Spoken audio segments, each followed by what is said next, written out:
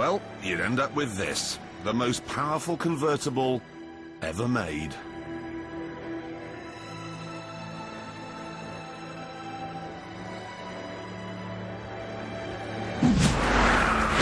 Welcome everyone to the £160,000 BRABUS S by Turbo Roadster.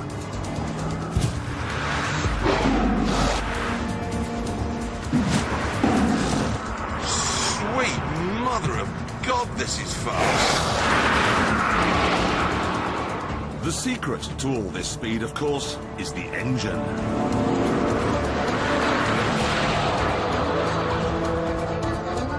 What BRABUS do is take the standard Mercedes V12 and then throw almost all of it away. Only the cylinder block remains, and even that is modified. Everything else is new.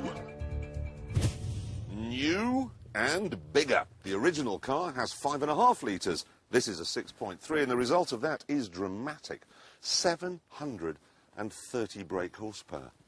That's more than any Bentley, it's more than any Ferrari, more than any Lamborghini even. Of course, it's not actually that difficult to screw 730 horsepower from an engine. But it is difficult to put all that power on the road. And it's nigh on impossible when the engine is churning out an almost ridiculous 1,000 torques. 1,000 torques is what you'd use for restarting a dead planet. It's so much that when they put the engine in the car, it wouldn't move at all. Traction control just sat there going, this is impossible. And when they turned the traction control off, the rear wheel spun till the tyres burst. As a result, they've now limited it to just 811 torques, which is about what you'd use to power a medium-sized aircraft carrier. Now, at this point, you're probably expecting me to say that they've limited the top speed as well, and I'm afraid they have, to 219 miles an hour.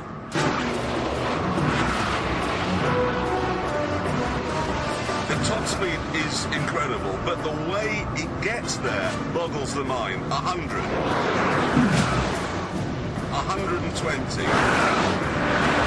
140. I'm now going 180, faster than the top speed of an Apache helicopter gunship. I'm running out of runway.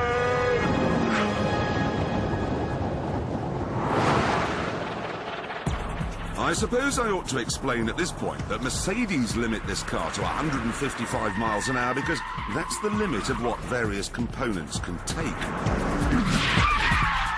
So, if you're going to make it go 219 miles an hour, those components have to be changed. That discrete body kit, therefore, is not for show. It's there to keep me on the ground, which is handy when you're doing 320 feet a second. And what kind of underfloor engineering does the BRABUS have to keep it in check at this kind of speed? Well, put simply, it's all very big.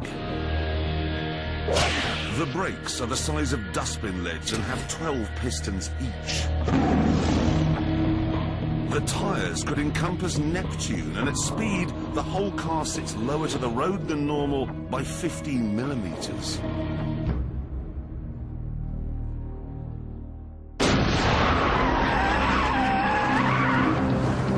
So, has it worked? No, not really. Even though they've reined in the torque, there's still far too much of it. Every time you go near the throttle, even in a straight line, you just get the traction control going, oh, I don't know what to do. Even if you turn the traction control off, this being a Mercedes, of course, it isn't really off. So you've got the brakes stabbing away at the back tyre, desperately trying to control a mountain of torque, just wasting their time. Honestly, you may as well blow on an oil rig fire. You have to develop a new technique, which is blast down the straight. on the brakes. Ooh, I think I've just made a crease in the runway. And then go very slowly. Slowly feed the power in. Still the traction control squirming away. And then, oh, no, that was too much. It's very hard work, this. And worse, after a worryingly short amount of time, the brakes were completely shot. Still, at least this meant I could pull over and stop the madness.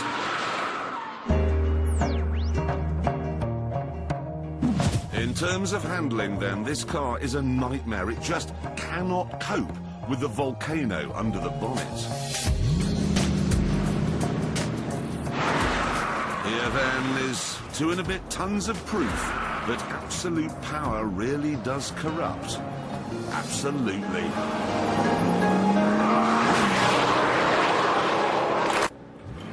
Away he goes, tyres struggling to contain all the torques. Here he is piling into the first corner already. A mighty struggle between power, traction control and the steering. Look at that! Unbelievable driving. Each could hear the other's heart beating, as if they shared just one between them. Stig's talking book collection getting another airing there as he barrels through Chicago. Not looking all that fast, got to say. Look at a lunatic of a car, this thing. Through Hammerhead. Look at, you can actually see it wobbling around as the computers... Look at it, struggling to try and keep it on the straight and narrow, nearly hitting the tyres there. I love him, she shouted to the elements. I love him. Through the follow-through, he can really wind it up here, make up some lost time. But he's got to have lifted. Even the Stig's not that stupid. No, it just doesn't look that fast. You just can't get the power on when you want to in it. Second to last corner, just holding it on the track through Gambon, barely contained explosion and across the line. Well, yeah, you're applauding, but... Ready?